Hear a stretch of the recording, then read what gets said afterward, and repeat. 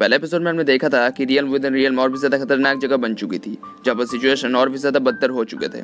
इस तरह kingdom team 3x mountain के साथ ऑफिशियली वॉर डिक्लेयर कर देती है और वहाँ पर बहुत ही ज्यादा भयानक लड़ाई शुरू हो जाती है। दूसरी तरफ बाता बताती है कि किंगडम टीम ने 12 लोगों को चुना है जिनके पास पासपोर्ट हो सकता है और उन लोगों को वो लोग एक के बाद एक ढूंढ कर मार रहे हैं। इस तरह किंगडम टीम की एक बड़ी आर्मी लुओफेंग पर हमला कर देते हैं और तब वो उनके साथ मयूर ब्रांच के साथ लड़ने लगता है। अब आगे हम तब देखते हैं कि किंगडम टीम के एयरक्राफ्ट लुओफेंग पर अपने लेजर की मदद से हमला कर देते हैं, पर कुछ देर बाद ही वो लोग रुक जाते हैं। वो अब तब किंगडम टीम की आर्मी पीछे हट जाती है। वो लोग तब अपने अपने एयरक्राफ्ट में जाके बैठ जाते हैं और वो तब कमांडर नाइट प्रिंसेस से आर्मी के पीछे हटने की वजह पूछता है। इस पर वो बताती है कि किंगडम को उनका पासपोर्ट मिल चुका है और अब उन्हें उनके साथ काम करने की जरूरत नहीं है और ना ही उनके साथ मिलकर लुओफेंग को मारने की। नोराल सन क्लैन का लीडर तब उसे कहता है कि लुओफेंग आज तक उनके रास्ते में कांटा बनकर खड़ा रहा और उसकी वजह से उसकी टीम के कितने लोग मारे गए। अगर वो अभी लुओफेंग को नहीं मारेगी तो उसकी टीम ये सहन नहीं कर पाएगी। उसे सुनकर तब नाइट प्रिंसेस बताती है कि वो जरूर लुओफेंग को मारने के लिए ही अब तक उसका साथ दे रहा था। उसे सुनकर तब नोराल सन क्लैन का लीडर वहां से गुस्से से अपने कनेक्शन तोड़ देता है। वहां पर तब हमें दिखाया जाता है कि नाइट प्रिंसेस ने वॉर क्यों रोक दी थी। असल में थोड़ी देर पहले हारग्रेव ने अपनी ग्रैंड डॉटर नाइट प्रिंसेस को वॉर रोकने कहा था। इस पर तब नाइट प्रिंसेस बताती है कि वो लोग अभी वॉर नहीं रोक सकते। अगर उन्होंने ऐसा कर दिया तो पूरे किंगडम के सामने किंगडम टीम की इज्जत मिट्टी में मिल जाएगी। पर Hargrave the night princess Brolin को कहता है कि क्या वो सच में किंगडम टीम की है या वो इमोशन में खो चुकी है। उनके साथ अब 3x माउंटेन की वॉर रुक चुकी है। थ्रोन के लिए कम्पीट करने के लिए उसे जो चाहिए वो उन्हें मिल चुका है। अगर सुलह होने के बाद भी उन्होंने वॉर नहीं रोकी तो ये किंगडम टीम के लिए सच में एक बदनामी होगी और इसकी वजह से नाइट प्रिंसेस ब्रोलिन ने वॉर रुकवा दी थी। पर इस फैसले से वो खुद भी जरा भी खुश नहीं थी। दूसरी तरफ लुओफेंग और सभी लोग देखते हैं कि किंगडम टीम के सभी वॉरियर्स एयरक्राफ्ट से वहां से पीछे हट जाते हैं और इसे देखकर तब लुओफेंग भी बहुत ज्यादा हैरान हो जाता है।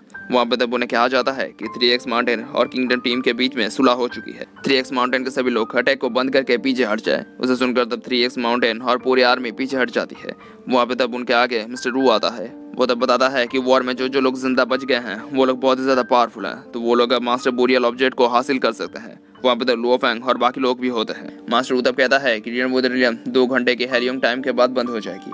अगर उस समय के अंदर वो लोग उस जगह से निकल सके तो वो सभी उसकी तरफ वहाँ पे फंसे नहीं रह जाएंगे।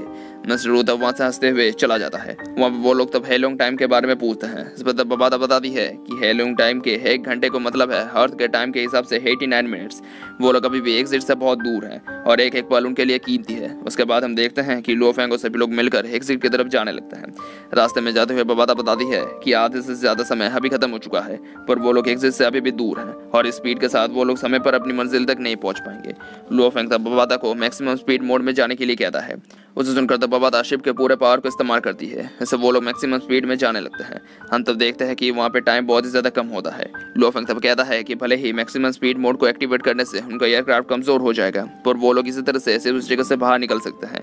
वहाँ पे हम तब देखते हैं कि वो एयरक्राफ्ट अपने पूरे स्पीड के साथ आगे बढ़ रहा होता है और उनके पास टाइम बहुत ही ज्यादा कम होता है। आगे बढ़ते हुए तब उनकी एयरक्राफ्ट भी बहुत ज्यादा डैमेज हो जाती है, पर तभी टाइम पूरा खत्म हो जाता है। वो लोग तब किसी और जगह पर पहुंच जाते हैं, पर बाबा तक किसी तरह से उन्हें वहां से निकाल देती है और तब वो गेट भी बंद हो जाता है। वो मिंग्यू तब लुओफेंग को एक मैसेज देते हुए बताता है कि उसे आशा है कि लुओफेंग और बाकी लोग वहां से निकल चुके होंगे, पर वो अगर अभी भी वहां पर फंसा हुआ है तो उन्हें और 1 मिलियन साल तक इंतजार करना होगा और तभी वो गेट वापस खुलेगा। उसे सुनकर तब लुओफेंग सोचता है कि 1 मिलियन साल बहुत ही ज्यादा लंबा अरसा होता है। वो रिलेशन तब कहता है कि उनका असली मकसद था वहां पे जाके एग्जाम देना। कौन सोचेगा कि उन्हें इतने लंबे अरसे तक वहां पे रुकना पड़ सकता था। मिंग्यू तब बताता है कि वो अभी भी चुपचाप नहीं बैठ सकते। लेटिंग वर्ल्ड का गेट पूरा का पूरा नाइट से भरा हुआ है। भले ही अभी वॉर खत्म हो गई है, पर उन्हें अभी भी तैयार रहना चाहिए। थोड़ी देर बाद वो लोग अपने मंजिल पर पहुंच जाते हैं, जहाँ पर बताया जाता है कि जिसने जिसने एग्जाम को पास कर लिया है वो वेरीफाई कर ले और बाकी लोग वहां से चले जाएं। लुओफेंग और बाकी लोग तब वहाँ पे टहल ही रहे होते हैं, पर तब वो नाइट प्रिंसेस को वहाँ पे देख पाते हैं और उसे देखकर तब वो बहुत ही ज्यादा गुस्सा में आ जाता है। नाइट प्रिंसेस तब वहाँ पे लुओफेंग को देखकर वहाँ से चली जाती है। इसके बाद लुओफेंग वेरीफाई करने के लिए कुछ लोगों के पास जाता है। वहाँ पे वो एग्जाम के दौरान जमा किए हुए ट्रेजर्स को वहाँ पे दे देता है। वो लोग तब उन चीजों को वेरीफाई कर लेते हैं और लुओफेंग को ऑफिशियली पास कर देते हैं। इसे देखकर तब सभी लोग बहुत ही ज्यादा खुश होते हैं, पर लुओफेंग तब भी थोड़ा दुखी होता है क्योंकि वो तब थियानाना के बारे में सोच रहा था। उन्हें तब ऊपर से नोराल सन क्लैन का लीडर देखने लगता है। इससे तब एक बंदा आके बताता है कि अर्थ अभी भी उनसे बहुत ज्यादा दूर है, पर अभी तक उनके साथ कोई दुर्घटना नहीं घटी है। नोराल सन क्लैन लीडर तब नीचे आ जाता है। सिर्फ लुओफेंग और बाकी लोग वहां से आगे बढ़ने लगते हैं, पर तभी क्लैन लीडर उनकी तरफ ही आने लगता है और उसे देखकर तब सभी लोग उनके आगे से हट जाते हैं। क्लैन लीडर तब सोचने लगता है कि लुओफेंग यूनिवर्सल लेवल किलिंग स्टार है, इसे अभी बाकी सब तो नहीं हरा सकते। पर उसके आने से तब लुओफेंग के सीने में दर्द होने लगता है और वो तब अपने आगे नोराल सन क्लैन लीडर को आता हुआ देखता है।